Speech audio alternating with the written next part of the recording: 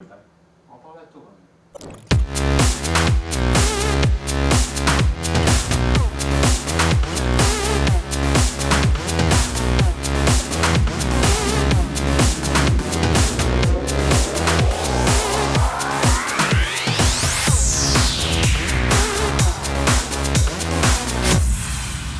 Bonjour et bienvenue à cette édition hebdomadaire de Info.tvc, donc l'édition d'une heure, l'émission d'actualité qui parle d'actualité québécoise, canadienne, locale dans la Matapédia, mais qui vous touche, vous, à la maison, les Matapédiens.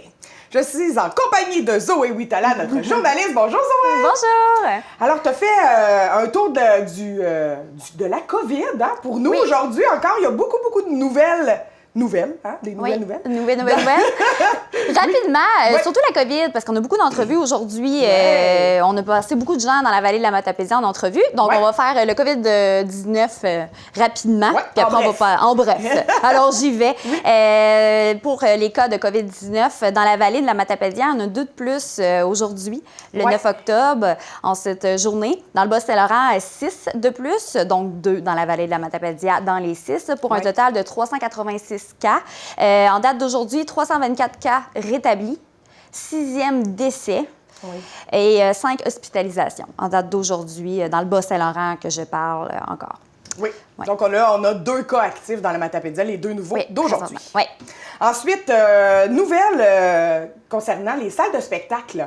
Oui, finalement, on a beaucoup parlé la semaine passée des restaurants, des bars et Ouais. tout.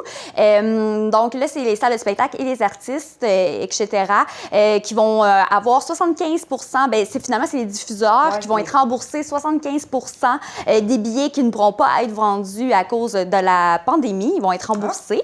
Alors, c'est un total de 50 millions qui va être divisé dans les 6 prochains mois au Québec au complet. Là, peu importe t'es dans la région et dans quelle couleur. Ah. Donc, tu n'es pas obligé d'être dans la couleur rouge pour être remboursé.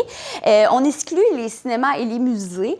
On présume que ça va sûrement être un peu comme ça va fonctionner, eux, un peu comme les restaurants et les bars avec le ministre de l'Économie. OK, au lieu de découler de la culture, ça va Oui. découler du ministre de l'Économie. OK. En plein ça. Qu'est-ce qui est positif? Bien, c'est que pour les contrats, Ouais. donc si jamais ça se fait annuler ou reporter à cause de la pandémie, ils vont quand même pouvoir les payer ou aussi pas réduire le prix, le Ouais. contrat de l'artiste à cause qu'on a moins d'argent. Exact. Et le côté négatif, par exemple, c'est que tous les artistes ont le goût de finalement, performer, ouais. de performer, de faire de la scène Ouais. et la programmation est assez saturée. Donc, il y a un petit problème à ce niveau-là, mais bon, Ça, c'est un heureux problème. un heureux problème. Ensuite, on va parler de l'application Alerte COVID. Oui, Alerte COVID, application numérique proposée par le fédéral. François Legault invite les 6 millions de Québécois qui possèdent un téléphone cellulaire, à se le procurer. On promet que les données demeureront confidentielles parce que là... Il y a eu une polémique autour de ça. Hein. Oui. Les gens pensaient que ça allait se transférer de téléphone en téléphone, les données. Ouais. Puis non.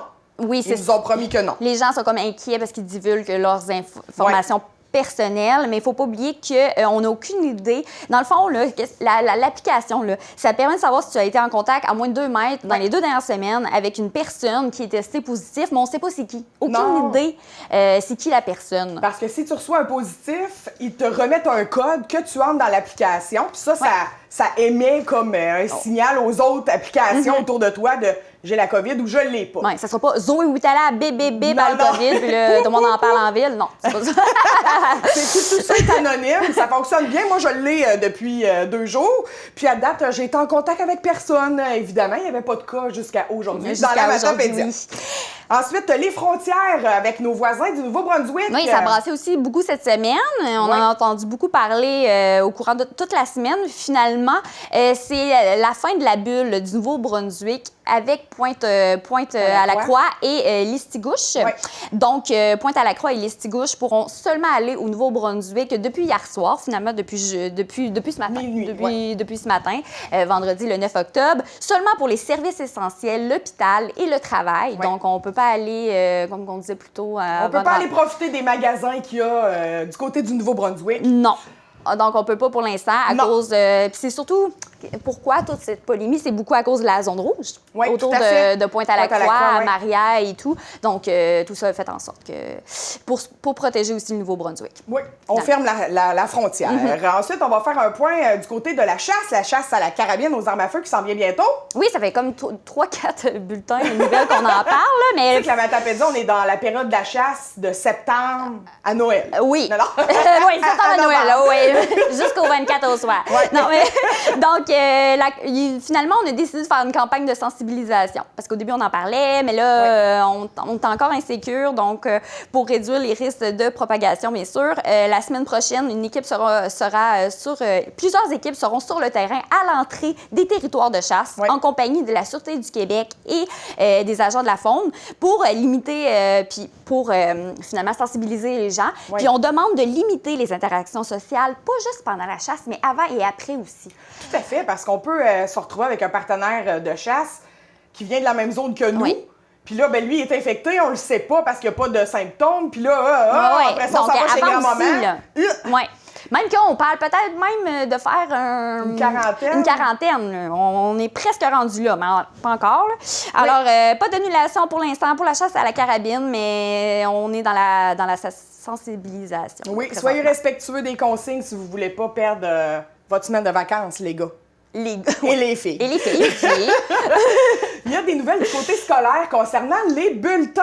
Oui, là, il y a eu beaucoup de changements. Là. Oui. On espère que c'est le dernier changement. Seulement 2 bulletins scolaires cette année à la place de 3. Actuellement, c'est 3. Primaire et secondaire, les 2 écoles, les deux... les jeunes et aussi les adolescents. Le premier sera en janvier à place de novembre. Les parents recevront quand même une communication écrite de l'enseignant avant le 20 novembre pour un peu dire comment ça va. Parce que là, si tu le sais juste en janvier que ça va pas très bien. C'est dur à réajuster, effectivement. Aussi une rencontre de parents virtuelle ou en personne à l'automne quand même. Et à l'hiver aussi. Puis les examens de fin d'année du ministère, habituellement, c'est 20 Ça vaut 20 de la note finale. Ça sera à 10 Alors, tout ça, ça permet de réduire le stress pour tout le monde, finalement. Pour les enseignants, qui n'ont pas juste à gérer qu'est-ce qu'ils gèrent d'habitude. Et là, ils ont en plus les mesures sanitaires, etc. Puis aussi pour les jeunes qui ont pris du retard au printemps passé. Là, à la polyvalente, exemple, les 4 et 5, ben là, sont une journée sur 2 en zone rouge. Fait que, à un moment donné, on n'a pas la même qualité de oui. Moi, je me souviens, j'étais super stressée quand je suis en sortant avec les examens du ministère. Là. Fait que j'imagine, avec le COVID, là, c'est 10 c'est pas 20 donc petit soulagement. Oui, tout à fait. Et dernière nouvelle, on a un remplacement d'un ministre au sein de la CAQ. Hein? Oui, on a su ça aujourd'hui, ce midi, au point de presse avec François Legault. Maintenant, le nouveau ministre responsable des Affaires autochtones est Yann Lafrenière.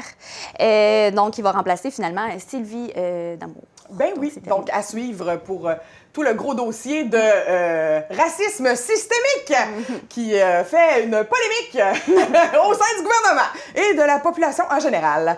Donc, on s'en va à une courte pause, puis on revient pour continuer avec les invités que tu as rencontrés cette semaine.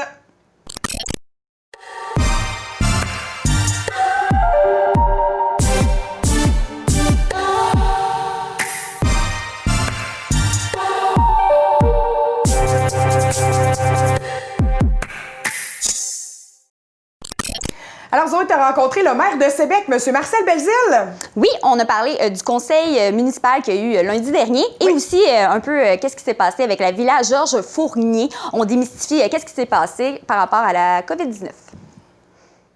On est le 7 octobre après-midi. Je suis présentement avec le maire de Sébec, Marcel Belzile. Bonjour, M. Belzile.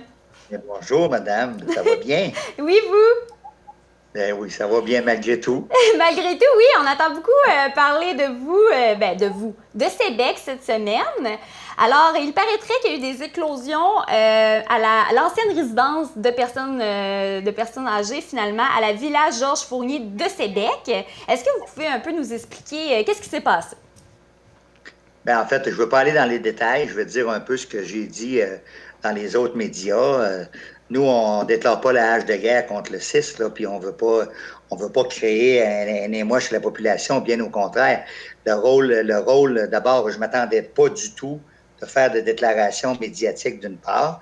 Moi, la seule chose que j'ai fait au départ, c'est que j'ai informé la population dans le cadre de la réunion publique du conseil municipal avec l'aide de mon directeur général. Qui a eu lundi soir, c'est ça?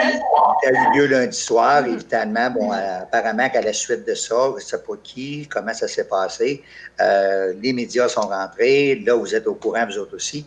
Alors, on fait en sorte de dire le but ultime qui faisait en sorte que je fasse cette intervention-là dans le cadre de la réunion municipale, c'était d'informer notre population, d'être transparent, d'informer notre population et de leur dire de faire attention, puis sans paniquer. Alors, c'était le but essentiellement.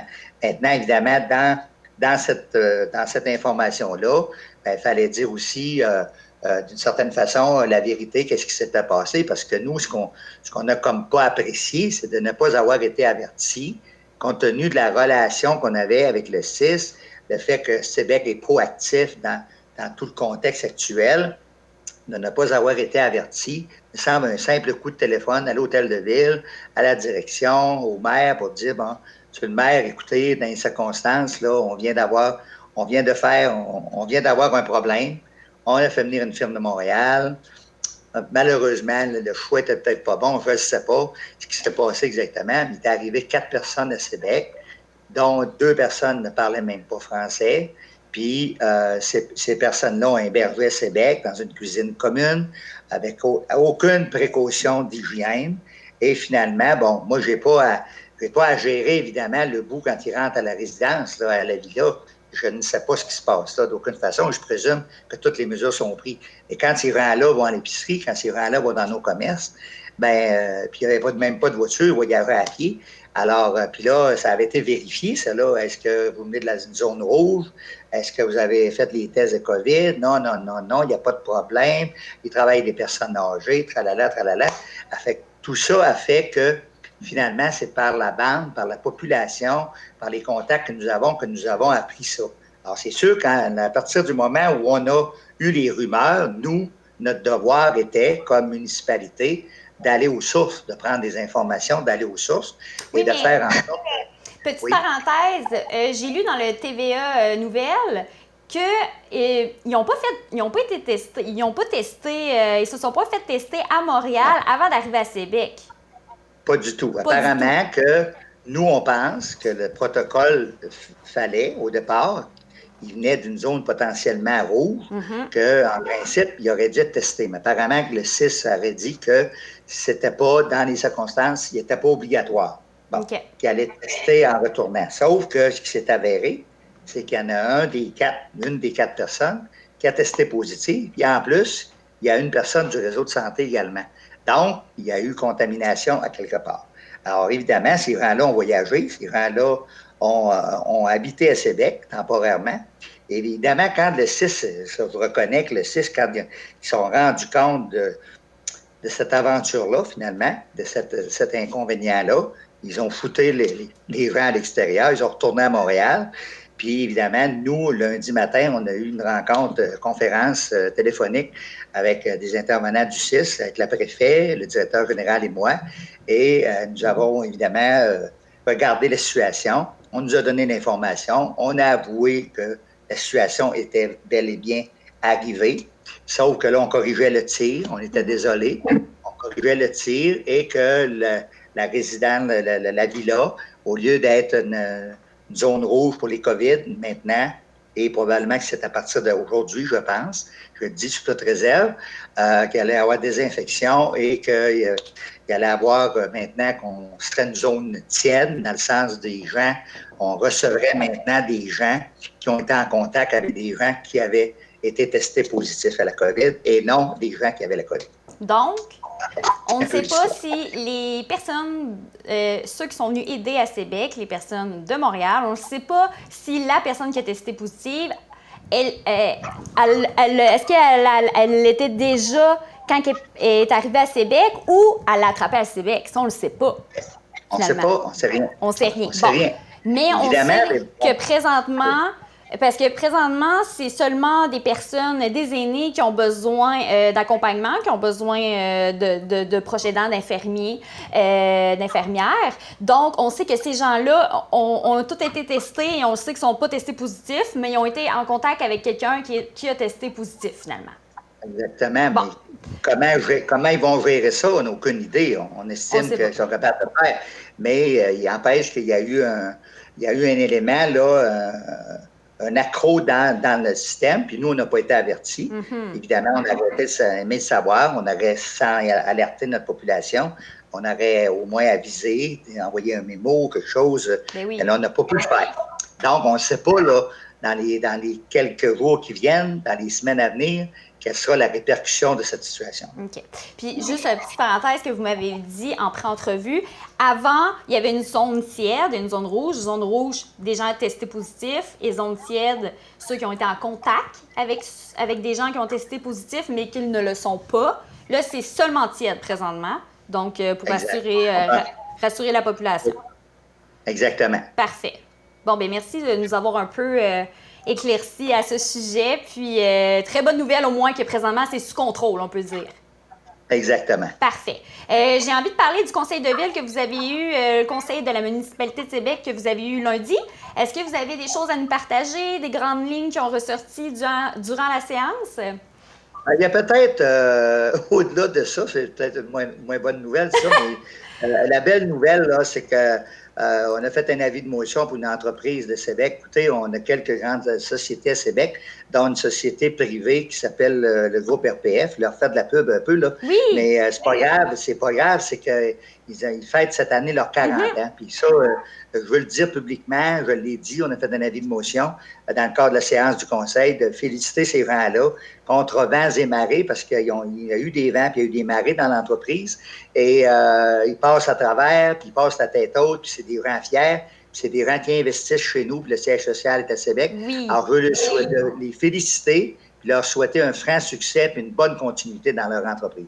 Alors ça, on l'a fait au conseil municipal. Je le répète encore aujourd'hui. Oui, nous aussi, on les a félicités en ondes il y a 2 semaines. Oui. L'autre élément, c'est qu'on a été rencontrés par une intervenante de Tremplin Travail et on va faire, on a donné l'autorisation lundi pour Colore ton village. Alors ça, c'est une action qui va être entreprise plus printemps prochain. Et on a donné l'autorisation d'une part, et d'autre part, pour l'Halloween, nous avons donné un accord de principe en fonction, évidemment, de ce qui prévaudra au moment de l'Halloween pour organiser quelque chose qui serait particulièrement unique ici à Québec.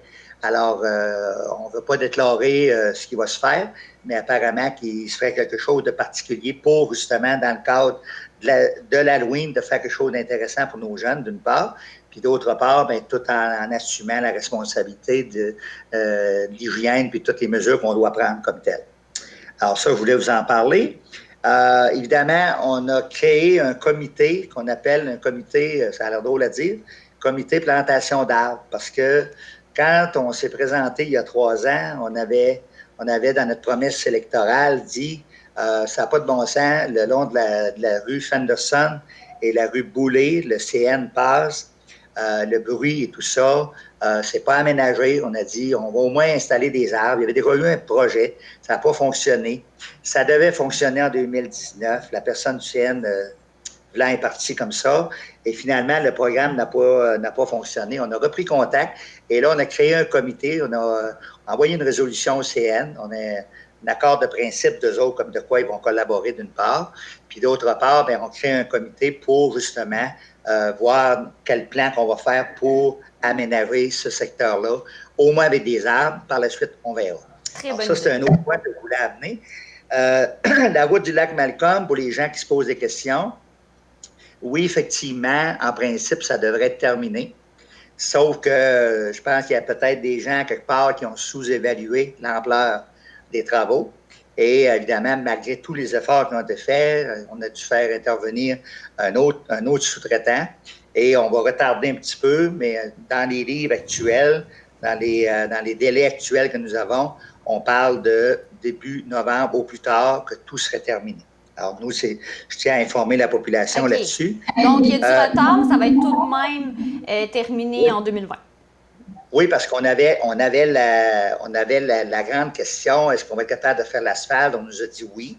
Puis évidemment, nous, dans l'entente du programme, nous devons déposer toute notre facturation, tous les éléments de ce projet-là avant les fêtes au gouvernement pour aller chercher toutes les subventions. Alors, c'est pour ça que je tenais à informer. Évidemment, vous entendez parler peut-être des jeux d'eau un petit peu.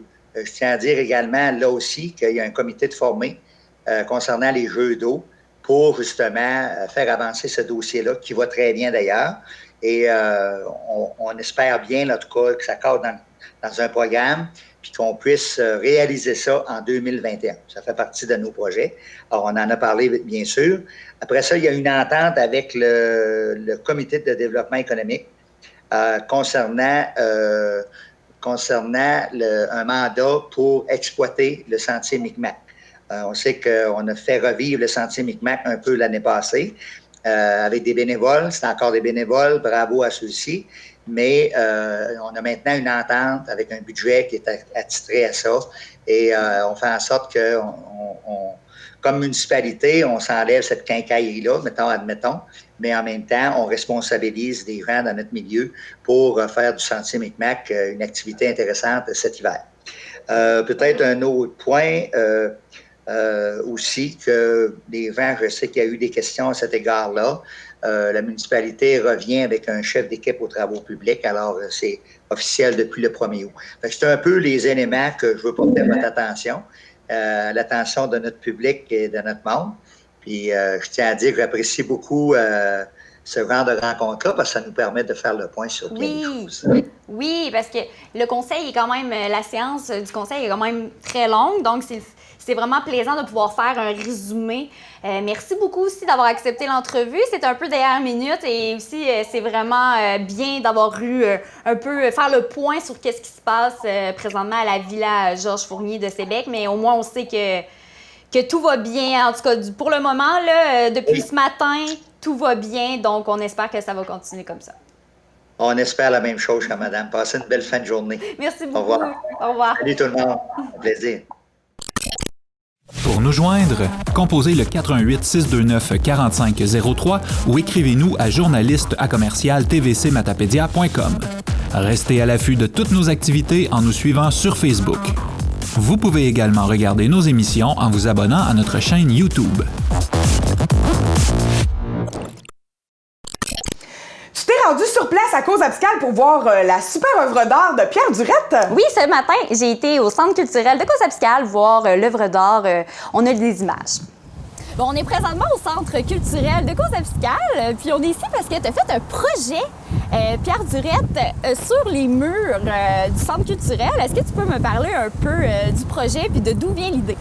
Ben oui, j'ai été, premièrement, c'est la MRC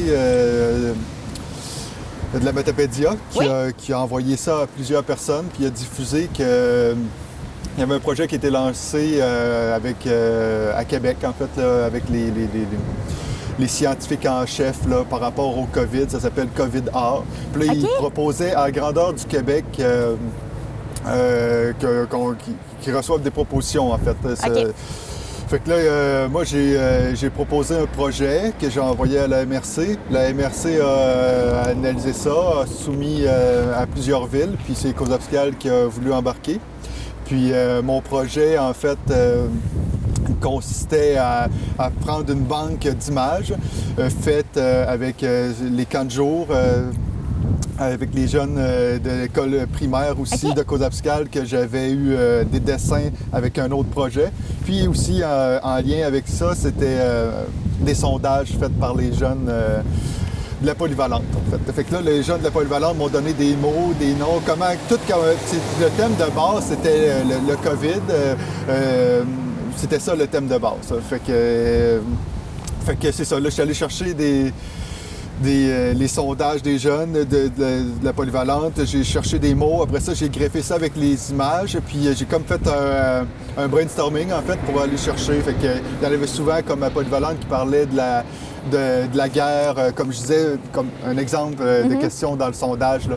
Si vous feriez autre chose qu'un arc-en-ciel, puis avec un autre logo, en fait, l'arc-en-ciel qui est marqué « Ça va bien aller », qu'est-ce que vous feriez? Ah, c'est bon! Fait que là, c'est ça. Fait que là, il y en a qui ont écrit plusieurs choses, dont il y en avait qui ça tournait autour comme de l'armée, là. Un hélicoptère qui bombarderait le virus, des soldats scientifiques qui... Des solutions. Ouais, ben c'est ça. Fait que là, ça c'est comme des images. Fait que là, moi, j'ai toujours voulu garder ça d'un côté optimiste et joyeux, parce qu'on a le projet, c'est concrétisé sur papier cet été. Puis j'avais toujours en l'idée qu'on ne savait pas la suite, vu que c'est pas terminé, le COVID. Fait que je voulais pas de quoi de lourd. On parlait beaucoup de la deuxième vague. Exactement. Fait que je voulais pas de quoi de lourd qui rapporte directement au COVID, voir le gros virus en plan ou des infirmiers, des infirmières. Non, que ça reste quand même joyeux parce qu'on s'entend que ça va rester, ces images-là, ces dessins-là, et peut-être encore dans 10, 15, 20 ans. Puis on espère que dans ce temps-là, le COVID n'existera plus. Oui, c'est ça. Puis qu'il y ait quand même une autre vie à travers de ça. Oui, puis que ça soit positif, parce que c'est vraiment plaisant. On est sur la rue principale à Cause-Abscal, puis on tourne, puis pouf, on voit la belle bâtisse. C'est super joyeux, là, c'est super vivant. Oui, tout à fait. Fait que moi, je l'ai vraiment abordé de ce sens-là, avec les dessins d'enfants que justement, tu sais, qui sont plus... qui sont très colorés, très gestuels. Puis le gros de mon idée, en fait, qu'est-ce qui s'arrime avec le COVID, c'est que moi, j'ai des jeunes enfants. Je voyais, puis ici, ben, on voyait très peu dans plusieurs grandes villes ou petites villes. Les enfants, c'est faisait avec les personnes plus âgées. C'était les plus grands confinés. Oui. On ne pouvait pas les apporter à l'épicerie, on ne pouvait pas les apporter nulle part. Ils restaient toujours à la maison. Oui, puis les premiers aussi, les premiers bâtiments qui ont fermé, c'est les écoles. Ouais. Fait que c'est ça. Fait que là, il était pas mal isolé à la maison. Fait que là, je voulais, dans ce projet-là, dans le fond, c'était pour redonner une place aux jeunes dans le cœur de la ville, de savoir avec les adolescents de la polyvalente, qu'est-ce qu'ils pensent, les jeunes, de voir leur coup de crayon, puis de mettre toute cette belle jeunesse-là à Cause-Abscal, en plein cœur de la ville, pour qu'on puisse passer, puis qu'ils soient présents, puis qu'on dise, ben on vous oublie pas, vous êtes là, vous êtes important, puis vous êtes le futur de notre région, en fait. Mais toi, ton métier dans la vie, c'est d'étudier en art visuel, c'est bien ça? Oui. Puis toi, qu'est-ce que tu fais? C'est quoi ton métier dans la vallée présentement? Parce que est-ce que ça a un rapport avec ton métier, ça, finalement, cette idée-là? Oui, ben moi, je suis un artiste en art visuel. Là. Moi, qu'est-ce que je fais, c'est que j'expose dans les musées, j'expose dans les galeries privées. Je fais des politiques d'intégration des arts à l'architecture comme ça dans d'autres villes. Moi, mon métier, c'est de juste faire de l'art. En fait. Juste faire... Bon, t'es chanceux. Dans la vallée en plus. Ben, c'est que en fait, la majorité de mon travail s'en va à l'extérieur, soit en dehors du Canada ou au Canada. C'est un métier aussi que tu peux le faire à distance, j'imagine. Oui, exactement. Moi, je pourrais être dans une grotte, là, puis ça ferait pareil. Maintenant, on a placé nos choses à Montréal. On s'est rendu compte que ça fonctionnait bien. On était tanné du beat, justement, de la ville. Puis moi, je suis natif de Cause-Abscal, fait que je suis revenu ici. Tu t'ennuyais Tu t'avais envie de revenir par chez vous. Oui, puis la vallée, c'est extraordinaire. Puis c'est ça, moi, je l'ai fait en partenariat, en collaboration avec un ami qui fait juste de la murale. Fait que j'ai voulu, Carlos Oliva, j'ai voulu aller chercher un des meilleurs qui est capable de faire de l'hyper-réaliste, des photos. Fait que il est souci du détail parce que tout ce qu'on a essayé de faire là, c'est de vraiment reproduire à l'identique les dessins des enfants. C'est-à-dire le coup de crayon, l'effet craie, l'effet brique sur la brique, sur le papier, le feutre. Tout ça, on le reproduit fidèlement, puis c'est grâce à lui. Puis lui, Carlos, il l'avait fait aussi à Albertville. Ouais. Est-ce que ça t'a inspiré ou... Non, ça n'a rien à voir. C'est vraiment deux projets complètement différents. Carlos, c'est lui qui a fait à Albertville, c'est son projet de A à Z. Okay. Tandis que là, moi, c'était mon idée, ça, avec les maquettes. Puis là, lui, il est venu me donner une assistance technique que j'avais pas, parce que moi, généralement, je peins sur des toiles ou que je fais des sculptures, mais jamais sur des murs. Fait que je voulais avoir des produits qui résistent avec le temps, puis une technique impeccable. Ben oui, c'est super bien réussi. C'est tout ça pour dire, quand je parlais de Carlos, c'est que je suis revenu dans la région, puis lui, il a aussi comme projet, en venant ici, en faisant le projet à Albertville, en venant à Cause-Ab, il a vraiment l'intention d'avoir un pied à terre dans la vallée. Ça va sûrement se concrétiser rapidement. Fait que moi, je suis super enthousiaste qu'il y ait de plus en plus d'artistes parce que c'est un coin extraordinaire. C'est pas mal moins dispendieux qu'en Montréal. Il vient pas d'ici, là. Il est pas né ici. Ben lui, il vient de Montréal. Il vient de Montréal, puis il veut s'établir ici. Ben, avoir un petit pied à terre, là, peut-être pas. Parce qu'il n'y a pas le choix de rester en ville quand même, parce que la majorité de ses contrats de mural se passent en ville. OK, c'est bon. Ah, mais c'est fun, ça, d'avoir du monde d'ailleurs comme ça qui viennent s'installer. Oui. C'est sûrement en faisant son projet ici qu'il est tombé un peu en amour avec la région. Ça, Albertville, puis le projet d'Albertville, puis ici. Puis ce gars-là, c'est quelqu'un là, de reconnu internationalement. Là, comme tout de suite après qu'il ait fini ici, présentement, il est en Californie.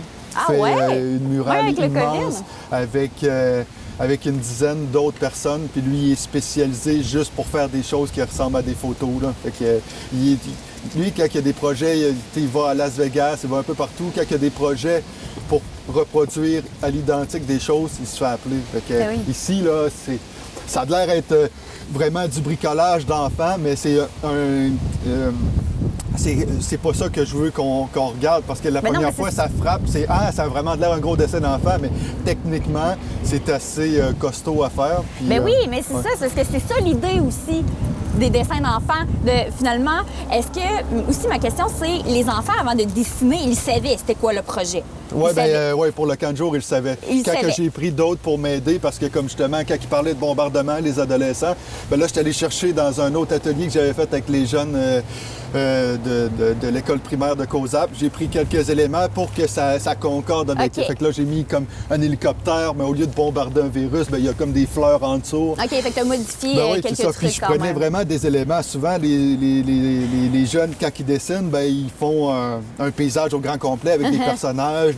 Mais comme là, je pouvais pas tout faire parce que ça ferait trop genre de courte pointe. Oui. Ça veut dire que là, j'enlevais certains éléments. Je prenais un soleil, je prenais comme il y a des étoiles en haut. Fait que je prenais des étoiles, juste certains éléments sur plein de dessins pour faire fait un que tout. Finalement, tous ces dessins-là t'ont inspiré, t'as essayé d'en prendre le plus possible, mais t'as quand même suivi une ligne directrice, modifié des choses. Oui, c'est ça, une composition de base là, pour que ça fitte. Puis après que tout soit terminé, j'ai rajouté des touches de couleur pour... c'est pas mal après aussi, là, voir une maquette grosse comme sur une feuille, puis après ça, de l'avoir 40 pieds de long, là, tu te rends compte qu'il y a des petits manques à quelque part, fait qu'on a rajouté des choses. Donc, tout ça aussi, c'est grâce au Fonds de recherche du Québec que j'ai lu. Parfait. Puis, ça a pris combien de temps à faire? Ça a pris une vingtaine de jours. Pas mal nuit et jour. Vu qu'on on projetait les dessins la nuit. OK. Au départ, on pensait faire simplement la ligne de contour pour garder les proportions, puis après ça, faire les effets le jour. On l'a essayé, puis on s'est rendu compte que c'était un peu erratique, les coups de crayon, c'était très difficile. Fait qu'on a juste travaillé la nuit pour faire les gros des détails. On projetait, puis vous allez voir, là, on travaille là, et généralement point par point à peinture en arrêt au sol, vraiment pour monter le dessin tranquillement, pour donner un effet de crayon, justement. Puis après ça, le jour, là, on revenait pour faire des petits détails pour rajouter. Parce que là, il y avait des subtilités qu'on n'avait pas. Fait que ça a vraiment transformé énormément notre manière de travailler, la complexité du dessin qu'il y avait. Parce que ça aurait été beaucoup plus facile pour nous de le faire le jour, en fait, que la nuit. Ça doit être un projet différent aussi pour toi, là, parce que, comme tu dis, toi, tu n'étais pas habitué, finalement. C'était ton premier projet de mural, finalement. Exact. Donc, vraiment intéressant. Bon, fait que le centre culturel, à l'intérieur, il y a une bibliothèque, il y a une salle de spectacle. Là, avec le COVID, tout est pas mal en suspens. La bibliothèque est encore ouverte 2 jours semaine. Il y a une école d'harmonie, en fait, ou je sais pas quoi, un groupe d'harmonie ici de COSAP qui est au sous-sol, puis aussi nos tisseuses, en fait, de COSAP qui ont des métiers à tisser puis qui travaillent fort aussi. Fait que c'est vraiment un espace communautaire, puis que je trouve qui est extraordinaire, qu'on a plusieurs bâtiments comme ça à COSAP. C'est plaisant aussi de voir qu'il y a des projets artistiques à l'intérieur, mais à l'extérieur aussi, le bâtiment aussi, c'est un projet artistique. Donc, merci beaucoup, Pierre Durette, d'avoir fait ça chez nous.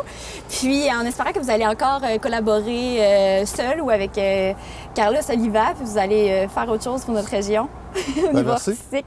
Merci beaucoup. Au revoir. Bye. Cette semaine, à l'émission Héritage, René Canuel rencontre Laval Morin.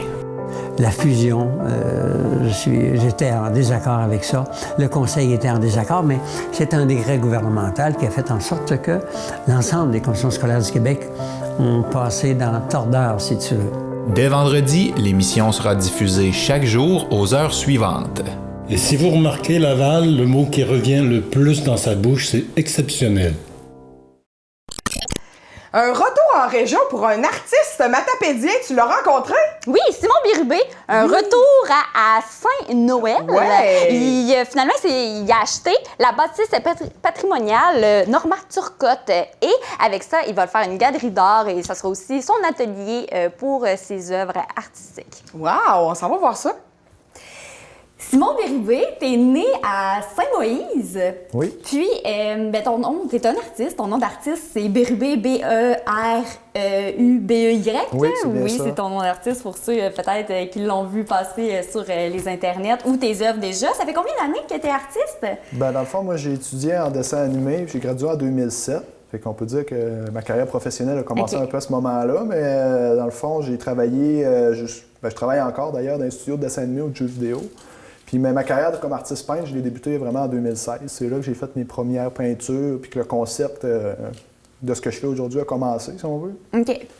Puis là, ben, je mène un peu les deux en parallèle. Je continue. Donc, t'as pas suivi une formation en artiste Ben, j'ai pas suivi. Ben, dans le fond, dans mon cours en dessin animé, j'ai eu des cours liés aux beaux-arts, mais j'ai pas étudié en art plastique ou j'ai pas fait un bac en art en tant que tel. Je l'ai vraiment plus appris sur le tas par moi-même, parce que je suis quelqu'un de curieux, mais... Autodidacte. Ouais, c'est ça, puis c'est un talent, je l'ai développé avec le temps, mais la formation académique que j'ai faite, c'était vraiment en dessin.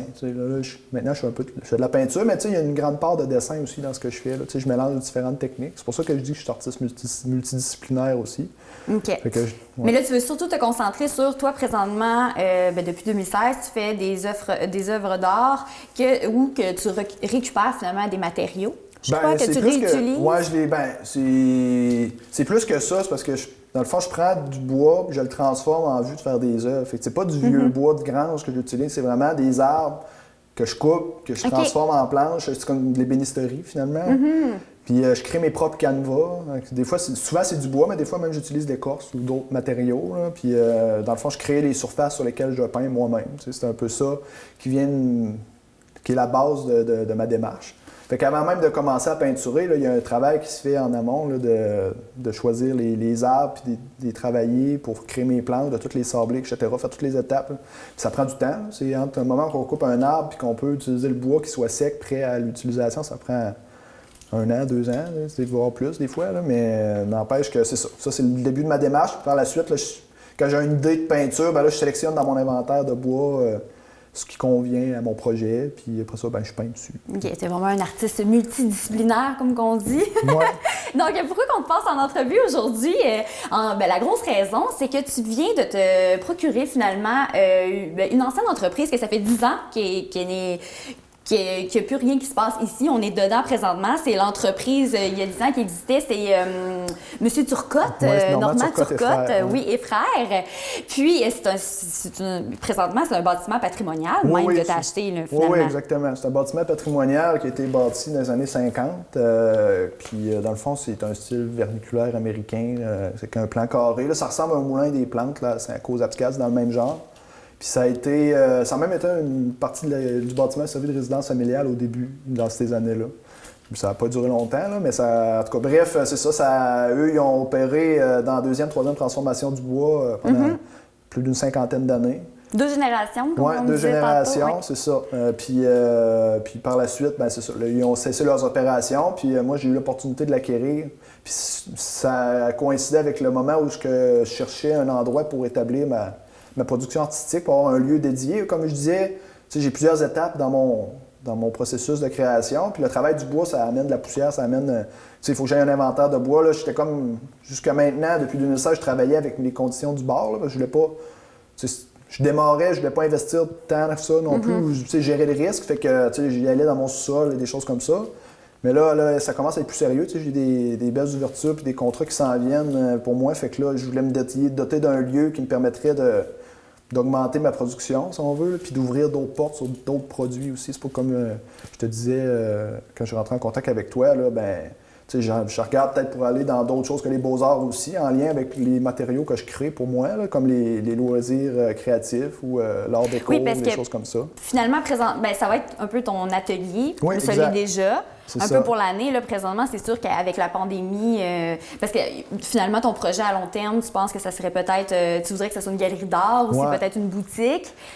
Bien, de plus en plus, ce que je cherche à faire, c'est dans le contexte, comme la plupart des artistes, j'ai une job. Je veux dire, moi, comme je disais tout à l'heure, j'ai étudié en dessin animé puis je travaille là-dedans présentement. À Québec?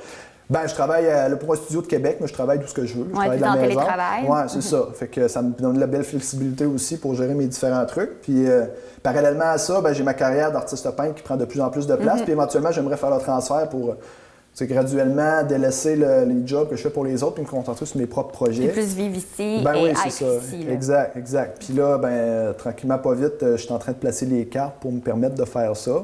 Mais l'atelier ici, là, c'est ça. Pour l'instant, j'ai pas l'intention d'accueillir des gens. Là, la première chose pour moi, ça va être de faire le ménage pour vraiment me faire une tête sur l'inventaire que j'ai. Puis faire enlever une petite couche de poussière là, sur toutes puis roder les machines aussi, là, m'apprendre à m'en servir. Là. J'ai des contacts avec des anciens employés de Normand qui s'occupaient vraiment de la maintenance puis tout ça. Fait que moi, je vais m'occuper de... Cet hiver, là, je me suis fait justement scier une vanne de bois là, à Saint-Moïse là, que je vais emmener ici bientôt. Oui, parce que la famille Turcotte habite encore ici, donc... Même David, là, avec qui j'ai fait le transfert d'entreprise, l'achat du bâtiment. David, la troisième génération, qui finalement n'a pas continué l'entreprise familiale. Oui, c'est ça. Eux autres, ils ont pris la décision de faire leurs propres affaires, là, puis c'est louable, mais c'est ça. Moi, dans le fond, je suis bien content, ça m'a donné l'opportunité de l'acquérir. Puis là, cet hiver, mon plan, c'est justement faire le ménage, puis commencer à roder les machines pour le printemps prochain. Tu sais, j'ai des projets aussi de faire des rénovations parce que là, je vais mettre ça au goût du jour. Surtout la section bureau, parce que là, les gens qui sont pas venus ici, peut-être le 2/3 ou un peu plus du bâtiment sert comme atelier vraiment de transformation du bois. Puis il y a une section bureau puis salle de montre qui servait un peu de petite quincaillerie à l'époque que je veux convertir justement en galerie d'art puis installer mes bureaux justement puis ma salle de peinture de ce côté-là pour vraiment séparer... La peinture puis le bois, ça fait plus ou moins bon ménage avec la poussière. Oui. Là. Fait que je veux vraiment me faire une chaîne de production comme ça pour m'adapter à mon projet. Oui, mais c'est ça, j'ai l'impression que tu le changes un peu à ta façon. Là. Tu l'adaptes à qu'est-ce que tu as le goût de faire finalement comme projet, tes œuvres d'art, mais j'ai l'impression aussi que tu vas peut-être un peu garder l'entreprise, quelques petites... comme on voit ici beaucoup, on va le voir avec les images, là, mais on voit un peu Normand Turcotte écrit un peu partout. Ben ouais, puis c'est un fit. Moi, je trouvais que quand j'ai eu l'opportunité, j'ai tout de suite vu que c'était un fit naturel. Tu sais, j'essaie de me projeter, mettons, visualiser mes opérations ici, puis ça le faisait. Là, la grosseur du bâtiment, la façon que c'est disposé, les équipements qui sont sur place, c'est tout comme exemple, il y a une moulurière, je peux très bien la convertir pour me faire mes propres cadres pour les peintures. Là, je veux dire, c'est les planeurs, toutes ces choses-là, c'était des choses que j'avais besoin. Puis le côté historique ou patrimonial, pour moi, c'est juste une couche de plus. Là. Ben oui, vraiment. J'ai toujours eu de l'intérêt pour l'histoire, puis qu'il y ait un vécu ici, ça rend le projet encore plus... Ça donne une profondeur de plus. Puis, oui, c'est une belle suite au projet aussi, qui est entamé il y a 10 ans. Exact. Puis le bâtiment, même s'il date des années 50, il est en parfait état. Là. C'est sûr qu'il y a besoin d'un petit peu d'amour pour le remettre au goût du jour. Là. C'est plus esthétique que d'autres choses, mais au niveau structurel, il n'y a rien. Là. Je dis qu'il était entamé il y a 10 ans, non. Qu'il est fermé il y a 10 ans, il est entamé dans les années 50. Oui, c'est ça. C'est ça. Fait que, la bâtisse a 70 ans, mais elle est en super bon état. Puis moi, dans le fond, ce que j'ai l'intention de faire, c'est de leur donner un coup de jeune, de refaire peut-être le revêtement extérieur, adapter justement l'espace bureau ou salle de montre pour mes besoins. Mais l'atelier de bois lui-même, à part donner un coup de shop back, puis je ne fais pas grand-chose ici. Peut-être amener des outils de plus ou des petites adaptations mineures, mais c'est vraiment déjà adapté à mes besoins. Fait que pour moi, c'est parfait. Là. Tes œuvres d'art sont quand même déjà très reconnues. Tu as même été au Parlement. Je pense que tes œuvres ont été... Oui, dans le fond, la dernière exposition à laquelle j'ai participé, c'était au Parlement de Québec. C'était une exposition qui était en lien avec... c'était dans une œuvre caritative plus vaste que ça. Là. Dans le fond, c'était une collaboration entre la Galerie d'art Urbania de Québec, pour laquelle j'expose, avec la Maison La Dauphine, qui est un organisme qui vient en aide aux jeunes de la rue. Dans le fond, on avait fait une œuvre collective, une fresque. Dans le fond, j'avais peint un gros tableau avec une autre artiste. Wow. Puis on était 17 équipes d'artistes comme ça qui avaient fait différentes œuvres. Puis ces œuvres-là étaient censées se promener un peu partout dans la ville de Québec. On avait fait... le Parlement de Québec, c'était le dernier endroit où mon œuvre a été exposée. plus d'autres de mes œuvres aussi. Là. Puis on était dans l'Agora du Parlement, on était les premiers artistes à exposer là, officiellement, ce qui est quand même un honneur en soi. Là. Vraiment. Puis là, le COVID est venu un peu chambouler tout ça. Là. Normalement, l'exposition aurait dû poursuivre au Diamant à Québec, là, le théâtre de Robert Lepage. Oui, mais là, Robert ça a Lepage. comme tout planté à cause de la situation qu'on connaît tous. Là. Mais Dans le c'est pas Vieux-Québec. grave. Ouais, c'est ça, c'est ça. Puis écoute, quelqu'un qui dit que plus tard, je le referai pas, là, mais c'est ça, ma carrière quand même commence à bien aller. Vraiment. Puis là, j'ai commencé à faire des ventes aussi, pas assez pour en vivre, mais tu sais, assez pour me donner un feu vert, mettons, pour dire que ça vaut la peine d'investir dans mon projet. Tu sais, que mon projet, il y a un potentiel artistique, puis peut-être Vraiment. même commercial. Et tu as décidé d'investir à Saint-Noël. Merci beaucoup. On est très contents et très chanceux d'avoir un artiste métapédien comme toi qui revient en région. Bien, ça a toujours été important pour moi. Là. J'ai des racines assez profondes dans la région. Là. J'ai eu d'autres projets entrepreneuriaux dans le passé, puis j'ai toujours choisi... Ben, tu sais, j'ai investi depuis que je suis en âge d'investir de l'argent ici, là, tu sais, pour acheter ma maison. Puis là, j'ai racheté la ferme familiale il y a quelques années que je loue, mais, tu sais, que j'ai quand même le patrimoine qui est là. Tu sais, j'ai eu d'autres projets dans le passé en restauration ou en agriculture, en foresterie. J'ai toujours fait ça par ici. OK, tu as tout le temps resté ici très accroché, même si tu étais en ville. Les choix de vie que j'ai faits m'ont amené à avoir une carrière que les revenus proviennent de la ville.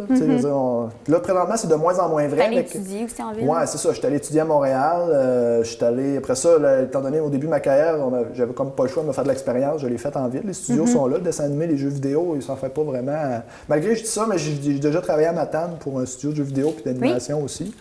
Mais là, de plus en plus, avec l'Internet, c'est de moins en moins vrai. Là. Le télétravail devient plus la norme dans mon domaine, là, surtout dans le contexte actuel. Mais même avant, moi, dans le fond, je faisais du télétravail avant que ça soit obligatoire. Fait que, par choix, mais c'est ça. Le choix que j'ai fait, c'est de venir investir par ici. L'autre choix que j'aurais eu, ça aurait été de rester en ville puis de monter les échelons dans une compagnie puis peut-être devenir directeur artistique, des choses comme ça. Mais ça m'intéressait pas. Je tiens vraiment à revenir par ici, m'établir. Puis, tu sais, c'était... Je sais pas, là, ça s'explique pas, là. Oui, mais aussi, le réseau de contact se fait plus facilement vu que c'est plus petit, mais aussi, tu es né ici, donc c'est sûr que ça l'aide. Puis on a hâte de voir comment que tout ça va se développer. Puis on pense peut-être au printemps ou à l'été, dépendamment qu'est-ce qui va se passer avec la pandémie. Exact. On va pouvoir venir voir tes œuvres d'art ici. Ouais, pour l'instant, je prends vraiment mon temps, là. J'ai pas de presse, disons, à démarrer. Je vais prendre le temps vraiment de bien faire les choses, de m'installer comme il faut, comme je disais tout à l'heure. Puis en premier lieu, faire le ménage, faire des rénovations. Quand tout sera vraiment bien à mon goût, là, je démarrerai, puis pour accueillir les gens dans un contexte qui permettra les échanges tu sais, le plus chaleureux, on va dire ça comme ça. Là. Mais tu sais, faire un vernissage, tu sais, c'est pas... Le bâtiment, il n'est pas super gros, là, tu sais, je veux faire un événement puis qu'il y ait 5 personnes. Non, mais peut-être dehors, comme on disait tantôt avant l'entrevue, avec un barbecue. Ah, ben oui, c'est ça. Ouais. Mais on va voir, c'est ça. Présentement, tout est en suspens, de toute façon, avec la pandémie. Là. Exact. Mais merci beaucoup pour l'entrevue, puis on a hâte de voir la suite, puis en espérant qu'on va pouvoir venir voir tes œuvres d'art et manger un hot dog à l'extérieur le printemps prochain. Ah, ben peut-être quelque chose de plus fancy qu'un hot dog. Informatique Barest est responsable de l'entretien du matériel informatique de votre TVC. Informatique Barest, vente et réparation d'ordinateurs, services commercial et résidentiel. 418-629-INFO. Décidément, dans la Matapédia, c'est un terreau fertile pour la créativité des auteurs. On a rencontré une nouvelle auteure jeunesse, Isabelle Gignac. Oui!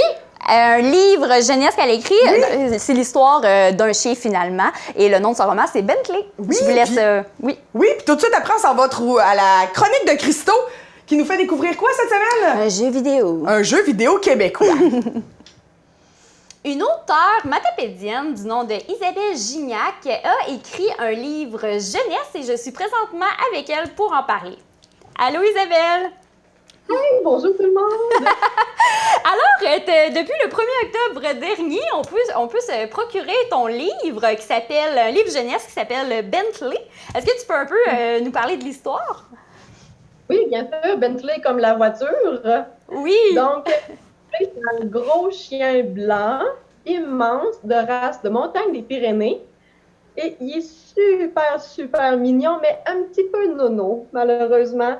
Il se retrouve à la SPCA et il pense que c'est un centre de pension pour chiens. Alors, il pense que d'un jour à l'autre, sa maîtresse va venir le chercher. Et là, comme on est dans sa tête, on vit vraiment les pensées d'un chien comme étant... comme par exemple, il dit Ah, j'ai hâte que ma maîtresse me coupe les griffes, elle commence à devenir longue. C'est dépassé, là. Comme, il décrit la largeur de sa cage, qui est large comme le derrière de la madame qui vient lui porter le courrier le matin. C'est vraiment dans la réflexion d'un Montagne des Pyrénées.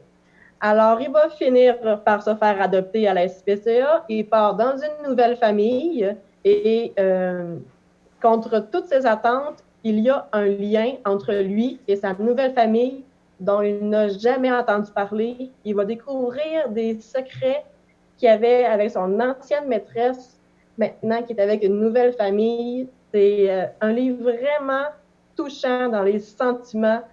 On parle de l'Alzheimer, on parle des accidents d'auto, tout ça assez à la légère parce que c'est un livre jeunesse, mais on touche vraiment aux maladies et à l'amour qu'une vieille madame peut porter à son Montagne des Pyrénées, qui n'a pas eu le choix d'aller le porter à la SPCA.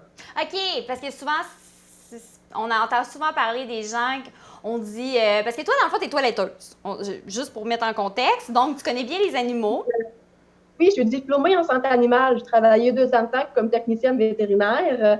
Et là, maintenant, je suis toiletteuse. Maintenant que je connais bien l'intérieur des chiens, mais j'en profite pour les mettre beaux de l'extérieur. Oui, il faudrait que je vienne te voir avec mon bouvier bernois. J'ai un gros bouvier bernois. Il serait dû, justement. Mais, fait que dans le fond, dans le fond, toi, tu connais très bien les animaux, surtout les chiens.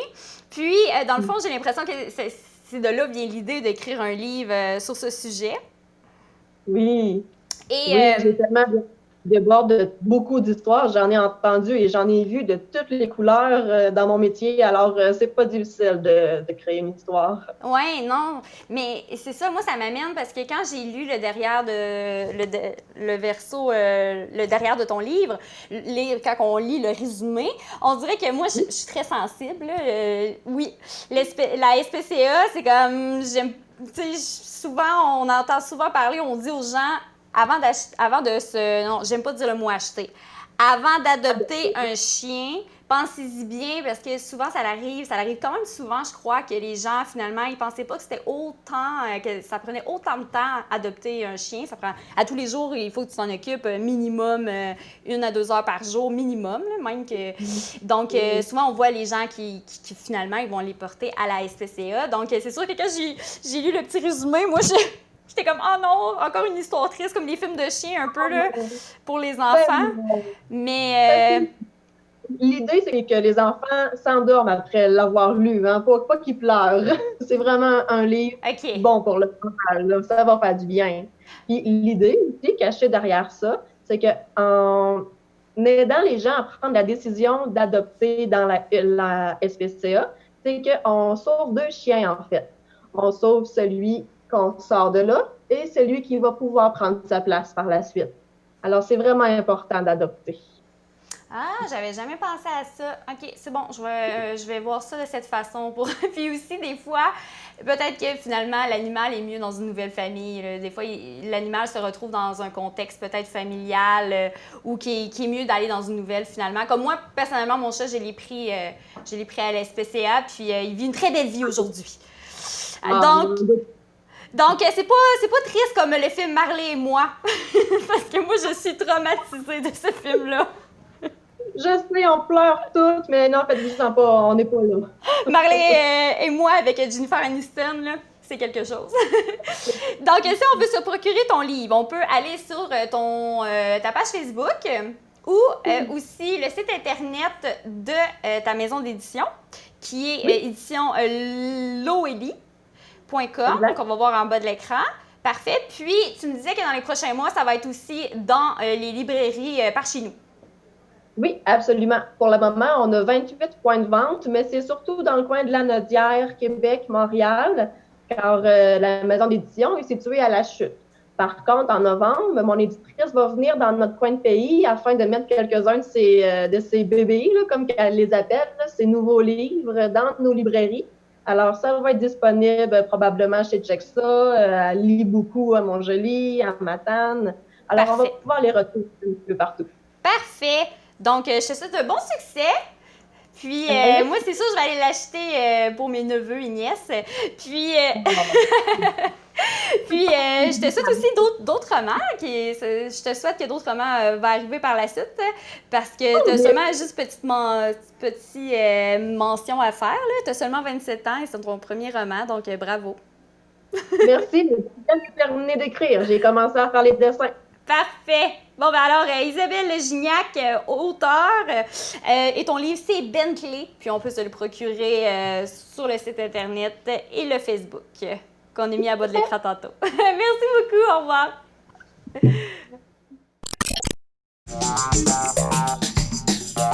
Ne manquez pas le Télébingo tous les dimanches 12h30.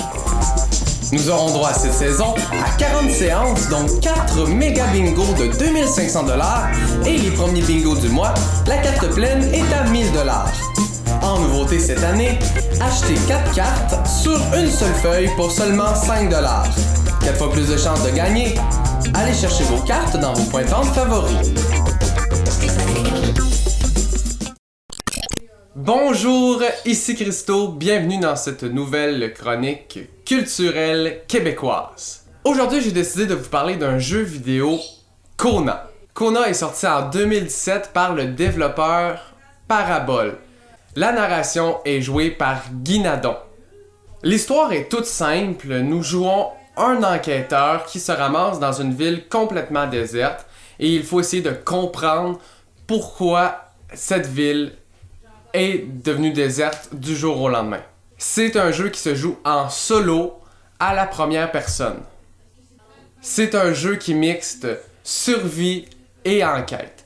Et ce qui est le plus intéressant avec ce type de jeu-là, c'est qu'on est sur une map ouverte. On doit visiter des maisons et on peut choisir par quelle maison commencer pour débloquer petit à petit la map et l'histoire. On dit souvent qu'une image vaut 1000 mots, alors allons écouter la bande-annonce.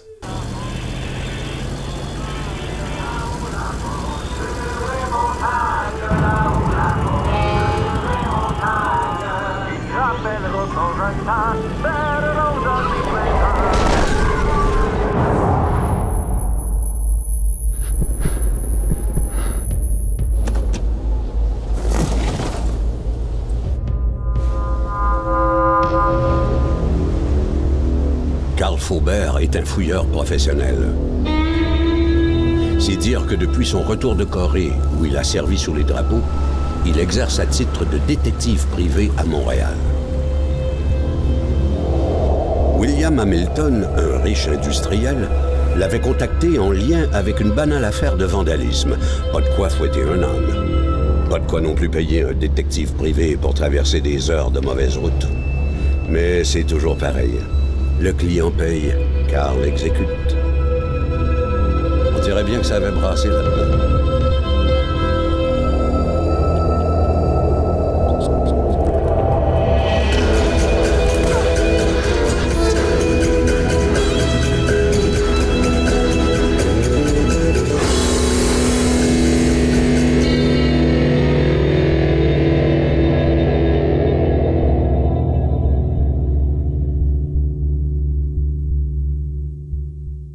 Ce que j'aime le plus de ce jeu-là, c'est justement qu'on peut choisir nos actions. On peut décider d'aller dans telle ou telle maison.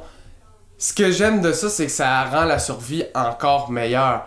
Parce qu'on n'est pas bloqué dans nos choix, dans nos actions, justement. Ce qui fait en sorte que nous sommes maîtres de nos décisions et de notre parcours dans le jeu. Ce qui rend la survie encore plus géniale, car on a vraiment l'air d'y être. J'adore l'ambiance sonore. La musique dans ce jeu-là, vous avez pu l'entendre un peu dans la bande-annonce, est excellente.